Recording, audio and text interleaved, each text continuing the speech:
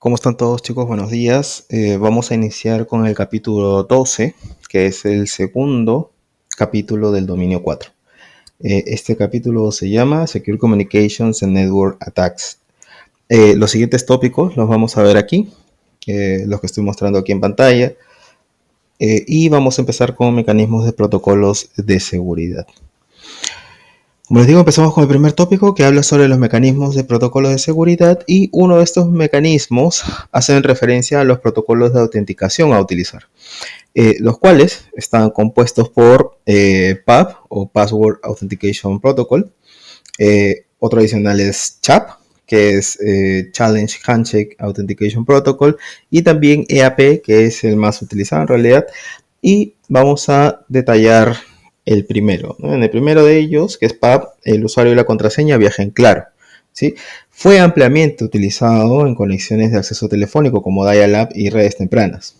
Sus características son la simplicidad de la implementación de este tipo de autenticación.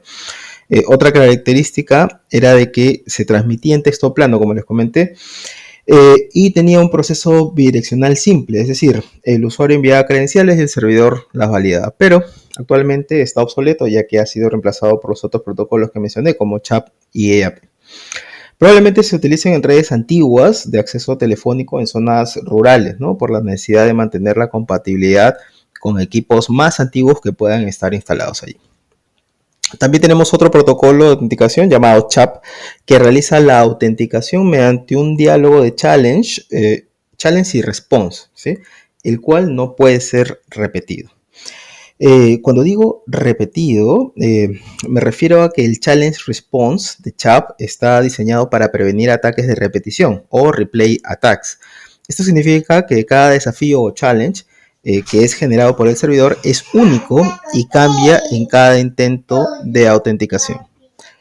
Gracias a esta característica, si un atacante intercepta el desafío y la respuesta de una sesión, no podrá reutilizarlos para autenticarse, ya que el próximo desafío será diferente y la respuesta esperada por el servidor también cambiará.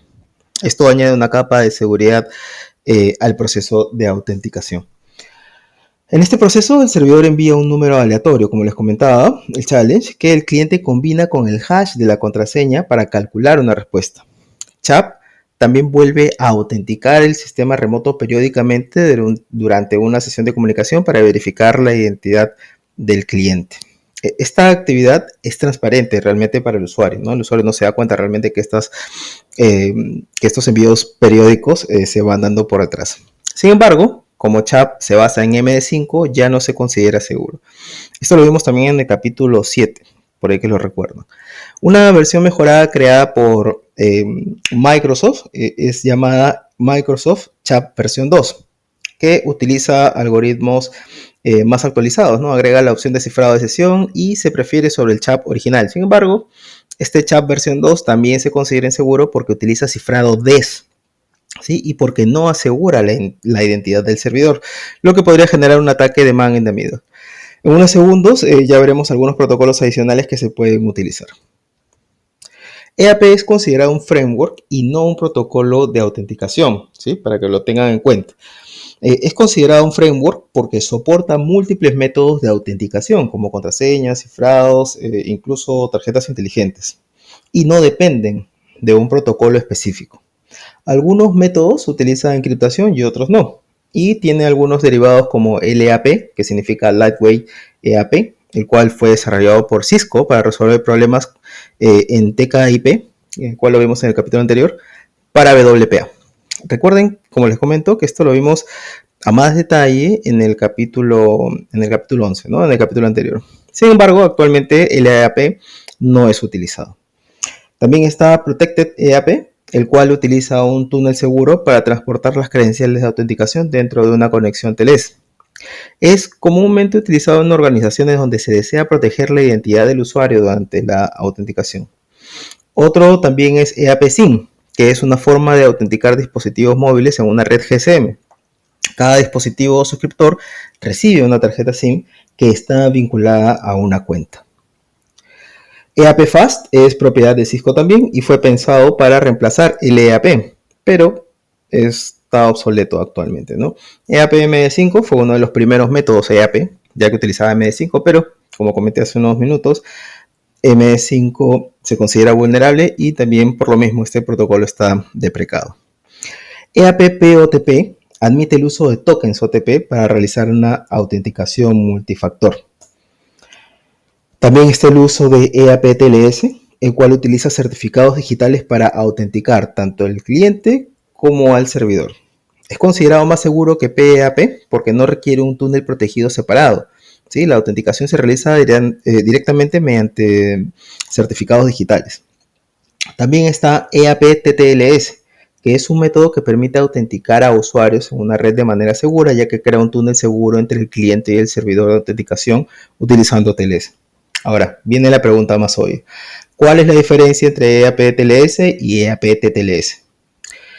La diferencia entre ellos es que el primero utiliza certificados en ambos lados, cliente y servidor, y el segundo utiliza certificados solo en el lado del servidor. ¿Sí? En el lado del cliente usa métodos más simples dentro del túnel seguro que se crea.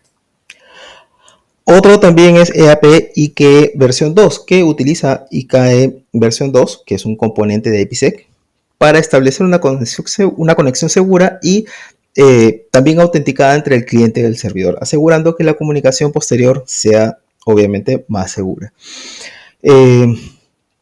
Es utilizado más en conexiones Wi-Fi iniciando una sesión, ¿sí? Intercambia mensajes para seleccionar qué algoritmos de cifrado se utilizarán.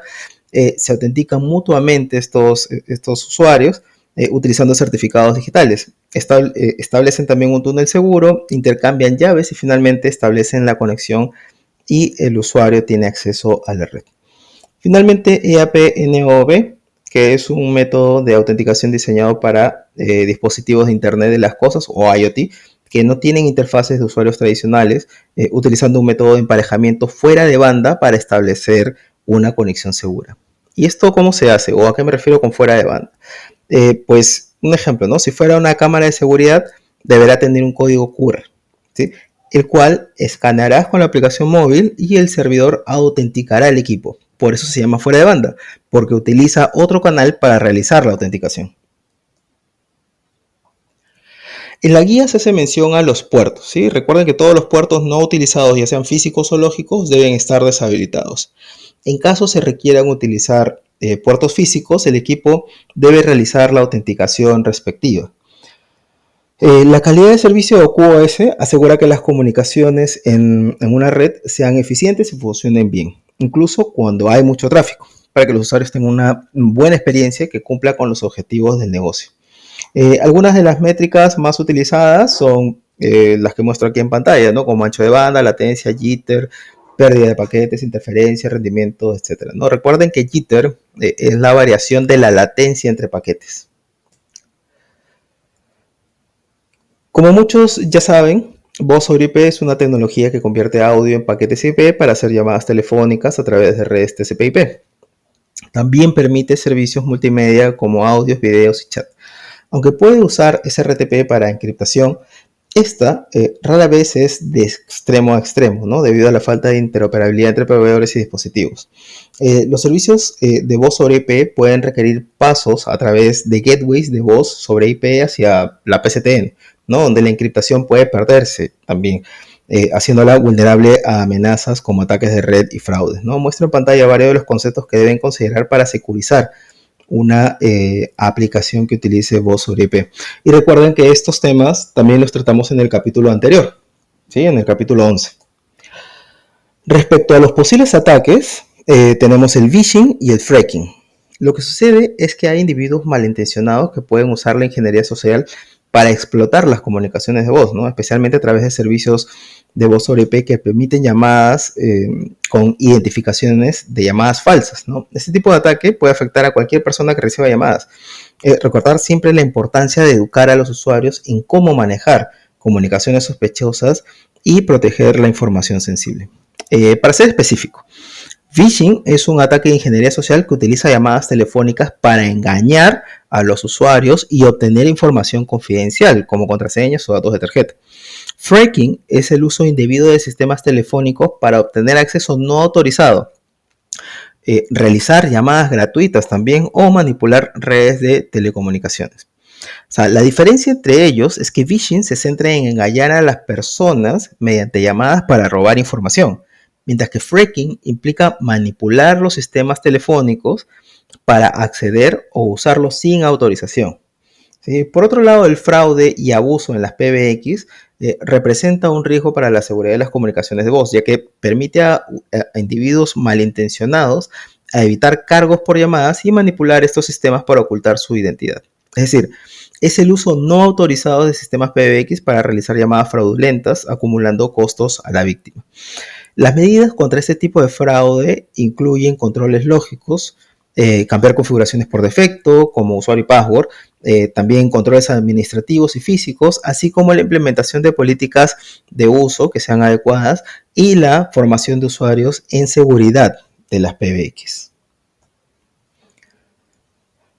Bien, pasando a otro tópico, el acceso remoto tiene algunos escenarios que debemos cumplir desde el punto de vista de la seguridad y que se mencionan aquí, ¿sí? Como los servicios específicos, que se refiere al hecho de que controlen un solo servicio, como por ejemplo el correo personal, ¿no?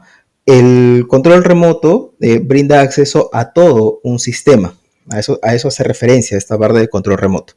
Otra técnica es la operación de un nodo remoto, que es cuando un cliente establece una conexión a un sistema a través de una LAN o una VPN.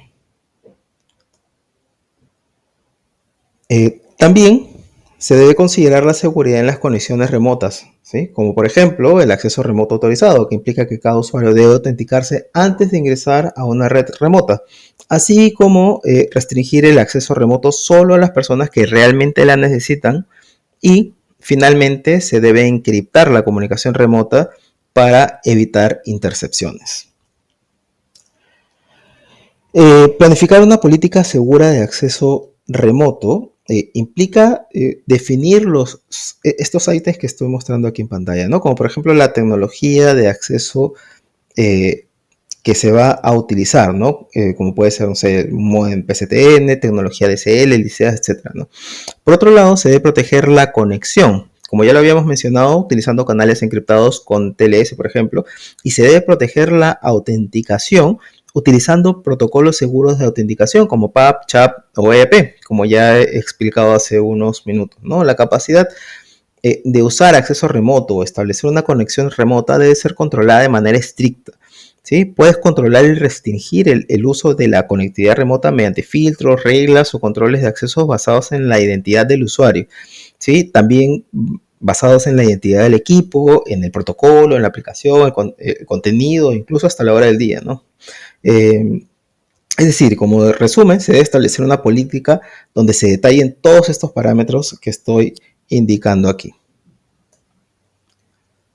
Bien, el acceso remoto no solo es útil para los trabajadores que hacen teletrabajo, ¿no? Sino también para los administradores de la red. Los administradores pueden usar el acceso remoto para gestionar y controlar la red desde fuera de la oficina, lo cual es crucial para mantener la red segura y funcionando bien. Esto incluye configurar dispositivos, monitorear el rendimiento, solucionar problemas, gestionar la seguridad, actualizar software, realizar copias de seguridad y asegurarse incluso de que la red cumpla con las políticas de la organización. Estas funciones deben estar claramente definidas en una política de seguridad de la empresa, como les expliqué también hace un ratito en el slide anterior. Bien, el monitoreo y la gestión en redes abarcan prácticas relacionadas con la observación de la red, ¿sí? El modelado del tráfico, también la gestión de capacidad y la detección y manejo de fallas. Estas prácticas contribuyen en conjunto a mantener una infraestructura de red que esté saludable y eficiente, asegurando que cumpla con las expectativas de rendimiento. También de que sea resiliente ante fallas y pueda adaptarse a demandas cambiantes, ¿no? Herramientas avanzadas como software de monitoreo de red, mecanismos de modelado de tráfico y análisis predictivos son fundamentales para implementar estrategias efectivas de monitoreo y gestión en entornos de redes actuales. El objetivo del balanceo de carga es utilizar mejor la infraestructura, ¿sí? También ayuda a reducir el tiempo de respuesta, maximizar el rendimiento, evitar sobrecargas y también a eliminar cuellos de botella. Un balanceador de carga se usa para distribuir el tráfico de red entre varios enlaces o dispositivos de red. Generalmente se usa para repartir la carga entre varios servidores o dispositivos en un grupo o dentro de un clúster, ¿no? El balanceador usa métodos para distribuir el tráfico, para distribuir el trabajo o las solicitudes entre los dispositivos que manejan, ¿sí? Los cuales los voy a describir en la siguiente tabla. Tiene diversas técnicas, ¿no? Las cuales detallo aquí. A ver, vamos con el primero, ¿no? Que dice elección aleatoria. Aquí en este punto, cada paquete o conexión se asigna a un destino de manera aleatoria, ¿no? Puede ser a cualquiera dentro del grupo que estén bajo el balanceador. Round robin se refiere a que cada paquete o conexión se asigna al siguiente destino en orden. Por ejemplo, ¿no?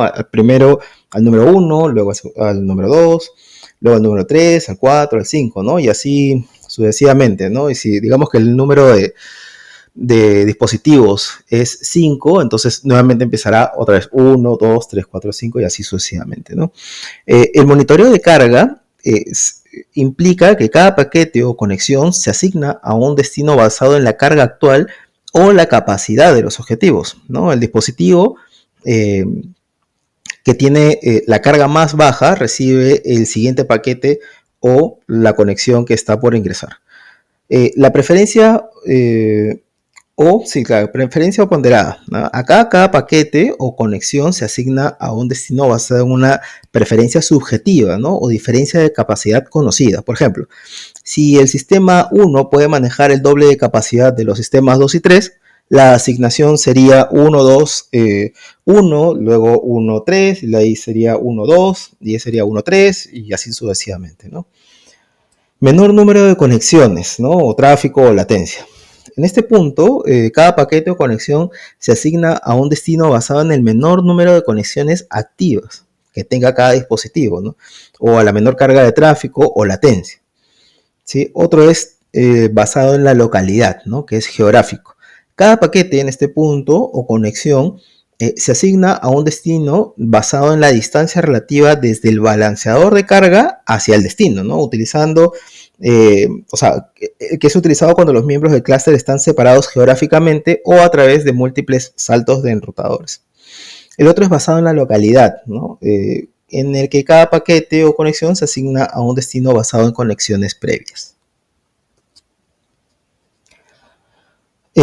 En este punto, las direcciones IP virtuales son fundamentales, ¿no? En las arquitecturas de balanceo de carga se utilizan mucho, ¿no? ¿Y por qué? Porque proporcionan un mecanismo versátil y eficiente para dirigir el tráfico entrante a los servidores del backend, ¿no? Su papel abarca desde la optimización de la utilización de recursos y la mejora de la alta disponibilidad hasta el soporte,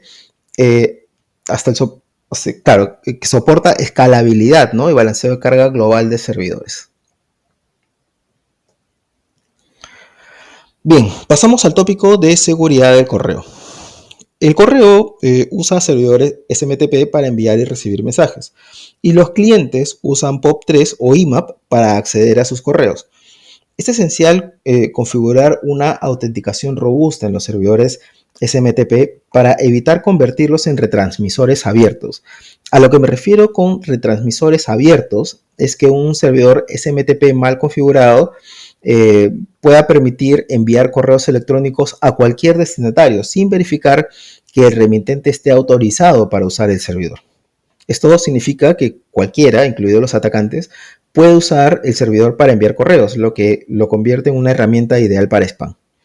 Las soluciones SaaS como Gmail o Outlook ofrecen beneficios como alta disponibilidad y configuración estándar, pero también pueden tener riesgos como limitaciones y restricciones adicionales de la seguridad. Los correos electrónicos básicos en Internet se entregan de manera eficiente, pero no son seguros porque no garantizan la confidencialidad, la integridad o la disponibilidad. Sin embargo, es posible hacerlos más seguros de varias maneras, logrando objetivos como proteger la información y asegurar que los mensajes no se alteren ni se pierdan. Listo aquí los objetivos nombrados en la guía.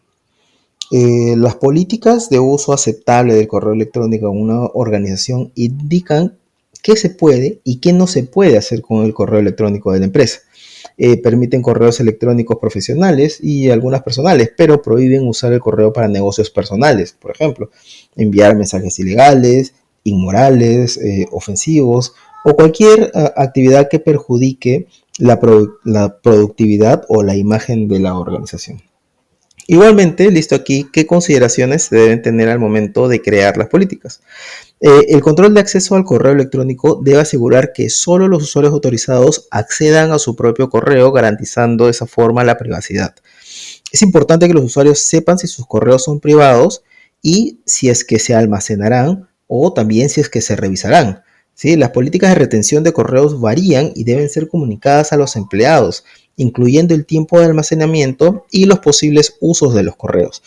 Las regulaciones o normas gubernamentales pueden influir en estas políticas y aunque una empresa elimine correos después de unos meses, otras entidades pueden guardarlos por años.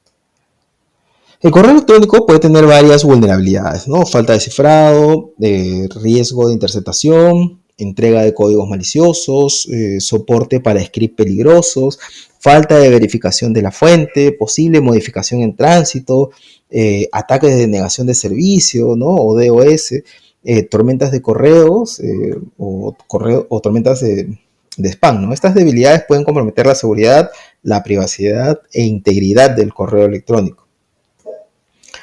En el slide anterior vimos los problemas que pueden tener los correos y aquí vamos a ver algunas de las soluciones, ¿no? El primero de los que se detallan en la guía es SMIME, que es Secure Multipurpose Internet Mail Extensions, que es un estándar para asegurar mensajes de correo electrónico mediante encriptación y firmas digitales, ¿no? Funciona de la siguiente manera. Se selecciona qué algoritmo se utilizará, ¿sí? Como RSA, por ejemplo, y se genera el par de llaves. Se realiza la encriptación del mensaje. El remitente usa la clave pública del destinatario para encriptar el mensaje. No sé si recuerdan, pero tocamos este capítulo en el este tema lo tocamos en el capítulo 7, perdón. Cuando hablamos de la parte de infraestructura de llaves públicas, para ser más específico. Bien, continuando, el remitente firma el mensaje con su clave privada y obtiene su certificado X.509 emitido por una unidad certificadora. Y finalmente, el destinatario usa su clave privada para desencriptar el mensaje y la clave pública del remitente para verificar la firma. Esto garantiza la confidencialidad, la autenticidad y la integridad del correo electrónico. También tenemos a Pretty Good Privacy, ¿sí? PGP utiliza de manera similar los mismos pasos que SMIME, sin embargo la diferencia entre ellos es que PGP no utiliza y no depende de una entidad certificadora para generar los certificados, sino que utiliza un modelo de confianza distribuido y permite que los usuarios firmen los certificados de otros, o también llamados Web of Trust. Recuerden que una Web of Trust es cuando los usuarios pueden validar y firmar las claves públicas de otros usuarios, creando entre ellos una red de confianza. Ahora, hay varias diferencias entre SMIME y PGP. Una de ellas es que PGP no depende de una entidad certificadora, como ya lo había mencionado. Otra es que SMIME está integrado en la mayoría de los clientes de correo electrónico, ¿no? Como Outlook, por ejemplo, ¿no? Y a diferencia de PGP, que requiere software adicional para trabajar con otros correos como GNU-PG. Entonces, SMIME es más utilizado en entornos empresariales y por otro lado PGP es adecuado para usuarios que desean mayor control sobre sus claves y están dispuestos a gestionar la confianza de manera distribuida. DKIM ayuda a asegurar que un correo electrónico no ha sido modificado en tránsito y confirma que proviene del dominio que afirma ser su origen, utilizando firmas digitales y claves públicas almacenadas en DNS. A alto nivel, primero, el dominio del remitente genera las llaves. Luego, cuando el servidor de correo del remitente envía un correo, utiliza la clave privada para afirmar ciertos componentes del mensaje, como el cuerpo del mensaje y algunos encabezados, por ejemplo. Luego, se añade una firma digital al encabezado del correo electrónico, que es también llamado DKIM Signature. Luego, este correo se envía a través de Internet y es recepcionado por el servidor de correo del destinatario, quien busca la llave pública en el DNS. Luego, y finalmente, el servidor del destinatario utiliza la llave pública para confirmar a través de la firma digital que el mensaje no fue alterado. Están también SPF y DMARC. ¿Sí? SPF es un método de autenticación de correo electrónico que permite a los dominios especificar qué servidores de correo están autorizados para enviar mensajes en su nombre y ayuda a prevenir la falsificación de direcciones de remitente y obviamente también reduce el spam. Por otro lado, DMARC es un protocolo que utiliza SPF y DKIM para autenticar correos electrónicos y definir cómo manejar los mensajes que fallan la autenticación. Ayuda a proteger contra el phishing y la suplantación de identidad. Bien, vamos a hablar rápidamente de VPNs ahora, que es otro tópico de este capítulo. Una VPN es un canal de comunicación seguro entre dos entidades a través de una red no confiable, que en el gráfico está representado por la nube de Internet. Y de esta manera proporcionando control de acceso, autenticación, confidencialidad e integridad, generalmente mediante cifrado.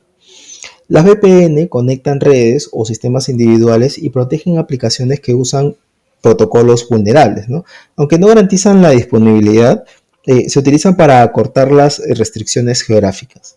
Asimismo, existen concentradores VPNs que soportan numerosas conexiones simultáneas, proporcionando alta disponibilidad de conectividad y de rendimiento. Vamos a hablar de los modos de las VPNs. En el modo de transporte, IPsec proporciona protección de cifrado solo para la carga útil y deja intacto el encabezado del mensaje original. Este tipo de VPN también se conoce como VPN de host, de host a host, o VPN cifrada de extremo a extremo, ¿sí? Ya que la comunicación permanece cifrada mientras está en tránsito entre los hosts conectados. Dado que las VPNs en modo de transporte no cifran el encabezado de la comunicación, este modo se debe usar solo dentro de una red confiable entre sistemas individuales. ¿Sí? Cuando se necesite cruzar redes no confiables o enlazar con varios sistemas, se debe usar el modo túnel. En el modo túnel se proporciona protección de cifrado tanto para la carga útil como para el encabezado del mensaje, encapsulando todo el paquete del protocolo LAN original. Estas imágenes, por si acaso, las obtuve de la guía oficial.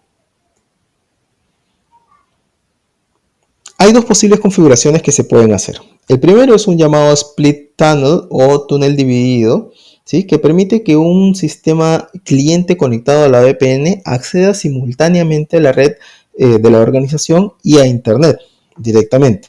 Esto crea obviamente un riesgo de seguridad porque establece un camino abierto desde la Internet a la LAN a través del cliente, ¿no? Facilitando la transferencia de códigos que pueden ser maliciosos o cualquier otra amenaza, ya que el cliente generalmente no tiene el mismo nivel de filtrado que la red organizacional.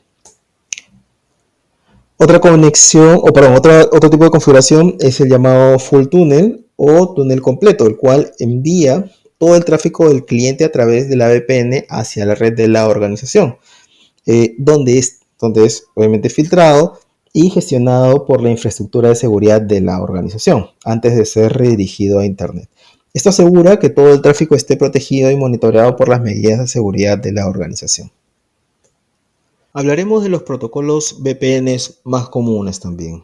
El primero es el protocolo de túnel punto a punto o PPTP, que es un protocolo de encapsulación que ya está obsoleto, que opera en la capa 2 del modelo OSI y se usa también en redes IP. Utiliza el puerto TCP/1723 y ofrece protección de autenticación mediante PAP, CHAP, EAP y Microsoft CHAP versión 2. Tal vez recuerdan cuál era la desventaja de PAP, o tal vez recuerdan cómo funcionaba y cuál era la desventaja de CHAP, o tal vez recuerden las diferentes variables de EAP. Bueno, si no lo recuerdan, no hay problema, pero pueden ir al inicio del video que ahí lo explico bien. Para continuar con esta parte, la negociación inicial del túnel no está cifrada, lo que permite posibles interceptaciones. La mayoría de los usos actuales de este tipo de protocolo emplean Microsoft CHAP versión 2 para el cifrado de la sesión, pero como les comenté, esta versión ya está deprecada. El siguiente es L2TP, el cual es un protocolo de túnel de capa 2 que combina características de PPTP y L2F de Cisco y se ha convertido en un estándar de Internet. Utiliza el puerto UDP 1701 y puede soportar protocolos de red de capa 3. El E2TP depende de protocolos de autenticación de PPPP como IEEE 802.1x y puede usar servidores AAA como Radius o TACAX. No tiene cifrado nativo, pero soporta cifrado de carga útil, frecuentemente utilizando SP de IPsec. Otro protocolo es OpenVPN, el cual utiliza TLS para ofrecer una VPN segura y fácil de configurar. Soporta autenticación mediante contraseñas precompartidas o certificados. Es una implementación de código abierto ampliamente compatible que permite que los access points funcionen como gateways VPN en entornos domésticos o empresariales inclusive. El último de los protocolos que se habla en la guía es IPsec. Ya hemos visto este tópico en el capítulo 7 y en el capítulo 11, pero lo que se puede agregar aquí es que IPsec establece enlaces VPN entre hosts o redes internas y o redes externas también. IPsec funciona exclusivamente en redes IP y proporciona autenticación segura, además de transmisión de datos encriptados. A veces IPsec se combina con L2TP como L2TP/IPsec, ¿sí? Un nombre un poco complejo, pero así es como se nombra en la guía. IPsec no es solo un protocolo, sino una colección de protocolos que incluye AH, ESP, HMAC, IPComp y IKE. ¿Sí? Como lo muestro aquí en la pantalla, estoy describiendo también un poco a qué se refieren estos componentes. En ESP comúnmente utiliza AES, ¿no? Como encriptación, y debido a que utiliza una autenticación limitada, realiza reautenticación mientras la sesión aún está establecida para evitar cualquier ataque de session hijacking, ¿sí? Detallo aquí qué provee cada protocolo, como les comenté, pero respecto a IKE voy a detallar rápidamente de qué está compuesto. Bien, el mecanismo de IPsec que maneja las llaves criptográficas es IKE y está compuesto por estos tres elementos que estoy mostrando en pantalla, ¿sí? El primero que es OAK-LI, que es quien genera e intercambia las llaves, ¿sí? El siguiente es Scheme, que es el que intercambia las llaves de manera segura.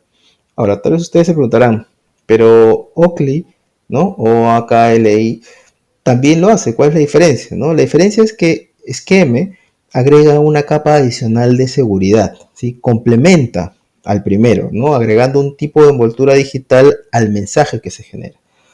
Y finalmente está ISA-KMP, que se utiliza para organizar y gestionar las llaves de cifrado generadas e intercambiadas previamente por Oakley y Scheme.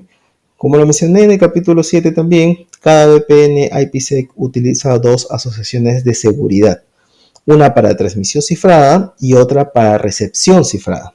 Por lo tanto, cada VPN IPsec está compuesta por dos canales de comunicación simples que están cifrados de manera independiente.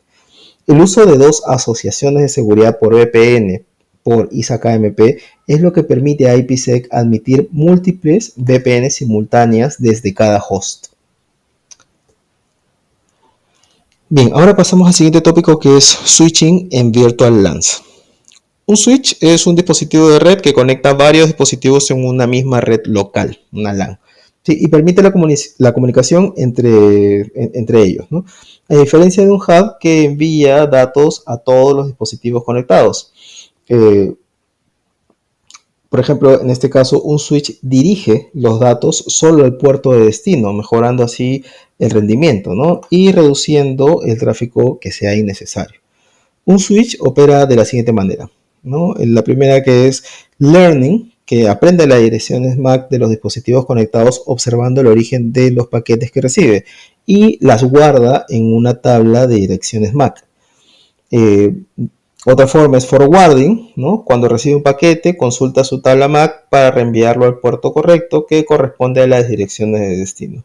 El dropping es si el paquete tiene una dirección de destino desconocida o no válida, lo que hace el switch es que lo descarta. Y flooding, si no encuentra la dirección de destino en su tabla, envía el paquete a todos los puertos excepto al que lo recibió para intentar encontrar al destinatario.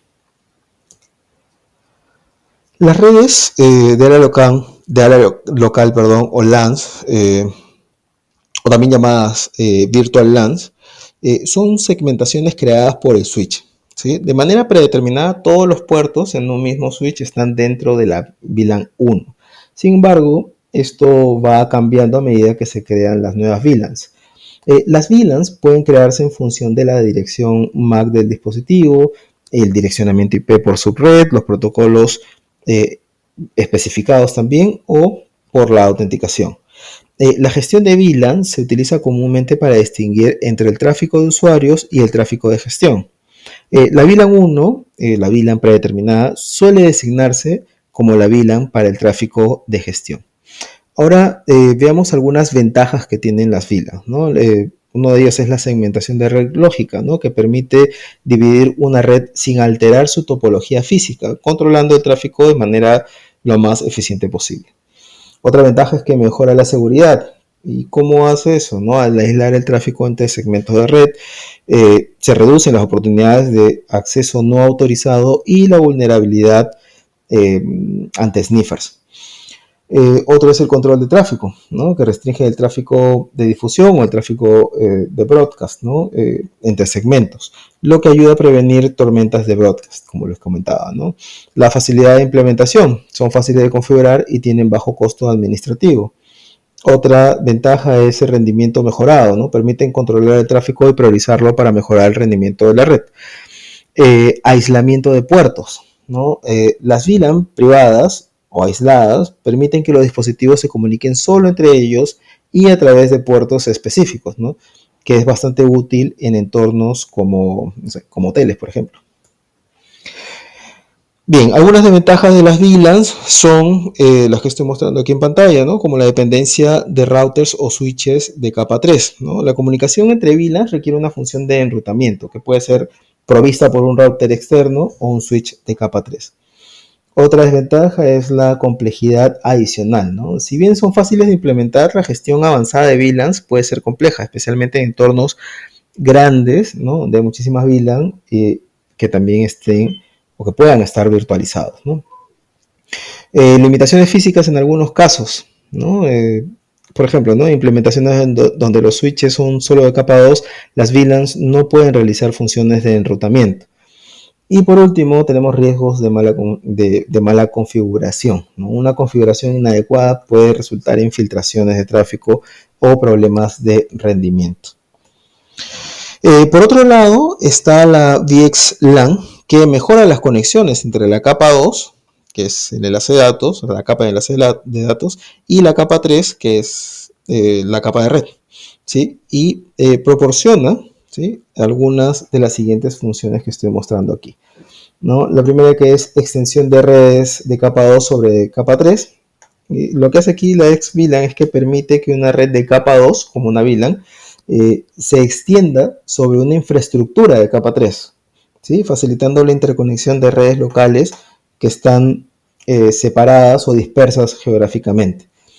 Otra ayuda que brinda VXLAN es la escalabilidad, ¿no? A diferencia de las VLAN tradicionales que están limitadas a 4096 VLANs, VXLAN soporta hasta 16 millones de redes virtuales, lo que permite una mayor segmentación de redes en centros de datos, ¿no? Otra es el aislamiento del tráfico. VXLAN encapsula el tráfico de capa 2 en paquetes de capa 3, proporcionando un nivel de aislamiento entre redes ideal para multitenancy, ¿no?, que son varios clientes o aplicaciones en una misma infraestructura. Otro punto que no lo he puesto aquí, pero es la optimización del tráfico, ¿no? Al permitir que el tráfico de capa 2 se enrute a través de la capa 3, VXLAN mejora la eficiencia del tráfico entre redes dispersas, reduciendo la necesidad de enlaces directos entre todos los switches de capa 2. También vamos a ver cuáles son los posibles ataques, ¿no? Uno de ellos es el ataque de MAC flooding, el cual consiste en sobrecargar intencionalmente la memoria de direcciones MAC en un switch con direcciones falsas, ¿no? Esto hace que el switch entre en un modo de inundación de MACs enviando todas las tramas Ethernet a todos los puertos como si fuera un concentrador. El atacante puede aprovechar esto para espiar las comunicaciones en la red que está ya comprometida, ¿no? Los switches gestionados suelen defenderse limitando la cantidad de direcciones MAC que pueden aprender por puerto. Y aparte, un sistema de detección de intrusos también puede ayudar a detectar estos ataques. En ningún dispositivo puede tener la misma dirección MAC, ¿no? Como seguramente muchos ya saben, ¿no? Dentro del mismo dominio de Ethernet, local, ya que esto causaría conflictos entre las direcciones. Así que es recomendable verificar que todas las direcciones MAC en una misma red de la organización sean únicas. Lo que se puede hacer aquí en este punto es hacer algunas verificaciones manuales o escaneos remotos, ¿no? Las direcciones MAC duplicadas pueden resultar de errores de proveedor y pueden requerir reemplazo del hardware, o también puede ser que sea falsificación de la dirección MAC, ¿no? Un atacante puede espiar y falsificar direcciones MAC para evadir la seguridad de la red. El filtrado de MAC es una medida de seguridad que restringe el acceso a la red solo a dispositivos con direcciones MAC específicas conocidas. Las contramedidas incluyen el uso de switches inteligentes, IDS, ¿no? Así como también mantener un inventario de las direcciones MAC autorizadas. Vamos con NAT. NAT oculta la configuración interna IP de versión 4, sustituyéndola con la de un servidor proxy en solicitudes salientes, permitiendo el uso de direcciones privadas y evitando conflictos con direcciones públicas. Esto facilita conectar una red completa hacia Internet con pocas direcciones IP de versión 4 públicas y actúa también como un firewall básico, restringiendo conexiones y repeliendo ataques. Muestro aquí y en el siguiente slide datos de importancia de NAT que pueden ayudar. Coloco un resumen de los objetivos desde el punto de vista técnico y económico, así como su funcionamiento y también la importancia que tiene NAT actualmente, ¿no? Sus beneficios y así como algunas funciones, ¿no? Beneficios de PAT, es decir, Port Address Translation, que es una variable de NAT, así como también NAT66, que es utilizado para IP versión 6. Bien, la conectividad de terceros es una preocupación creciente para casi todas las empresas. Es importante considerar los riesgos y las ramificaciones o conexiones hacia estos terceros. Cada vez que la organización se conecta directamente a la red de otra entidad, las amenazas y los riesgos locales se afectan mutuamente. Cualquier conexión entre entornos TI debe planificarse en detalle mucho antes de interconectar el cableado, ya sea físico o virtual. A menudo, este proceso comienza con un MOU, ¿no? O Memorandum of Understanding, y termina con un ISA, ¿no? O Interconnection Security Agreement. El MOU es una expresión de acuerdo o intención de acuerdo alineado entre dos entidades, ¿no? También se le puede llamar al MOU carta de intención. Es un medio para documentar los detalles de un acuerdo o arreglo entre dos partes sin necesariamente vincularlas legalmente a los parámetros del documento. Por otro lado, un acuerdo de seguridad de interconexión o ISA es una declaración formal de la postura de seguridad, también los riesgos y los requisitos técnicos de un enlace entre las infraestructuras TI de dos organizaciones. El objetivo de un ISA es definir las expectativas y responsabilidades de mantener la seguridad sobre una vía de comunicación entre dos redes, ¿sí? Conectar redes puede ser mutuamente beneficioso, pero también aumenta los riesgos adicionales, los cuales se deben abordar. Bien, se debe tener cuidados similares al optar por usar un servicio en la nube, ya que también son terceros, ¿no? A medida que una organización adopta servicios en la nube, desde un SaaS hasta un IaaS, el nivel de conectividad e interacción directa con el equipo local aumenta. Se deben establecer directrices y políticas de seguridad claras y cuando sea posible se deben implementar tecnologías como CASB, ¿no? Para hacer cumplir esos requisitos de seguridad. ¿Recuerdan que vimos CASB en el capítulo 5? Ahí hablábamos que CASB refuerza las políticas de seguridad, monitorea actividades de usuarios, puede implementar funcionalidad de un DLP y que detecta un Shadow IT, ¿no? quieren saber por qué o qué es un Shadow IT, pueden ir al capítulo 5, que ahí lo detallo bastante mejor.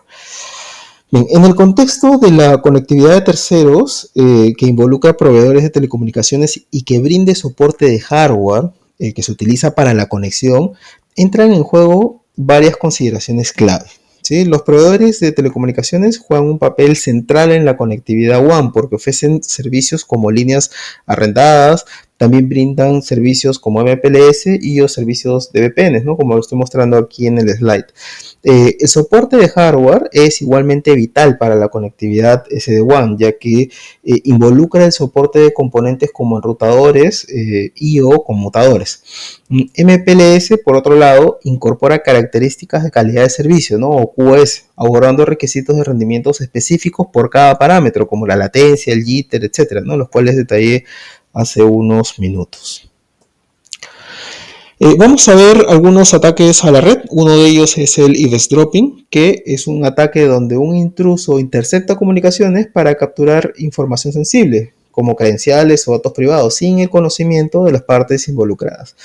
Este ataque ocurre frecuentemente en redes no seguras o mal configuradas, ¿no? Algunas formas de mitigar este ataque es que se utilice cifrado en tránsito, implementar redes lo más seguras posibles, deshabilitar servicios o puertos innecesarios, así como también concientizar a los usuarios a no usar redes públicas. Por otro lado, en los ataques de modificación, los paquetes capturados se alteran y luego se utilizan contra algún sistema. Los paquetes modificados están diseñados para eludir las restricciones de los mecanismos de autenticación y la secuenciación de sesiones. Las medidas de seguridad contra los ataques de repetición de modificación incluyen el uso de verificaciones de firmas digitales y la verificación de checksum de paquetes. Adicionalmente, hay amenazas comunes contra la seguridad de la red, ¿no? Que incluyen como denegación de servicios, suplantación, repetición, envenenamiento ARP, envenenamiento DNS, interceptación y modificación de paquetes y un largo, etcétera. Bien, con esto hemos terminado el capítulo 12, que viene a ser el segundo capítulo del dominio 4. Muchas gracias y nos vemos en el siguiente capítulo.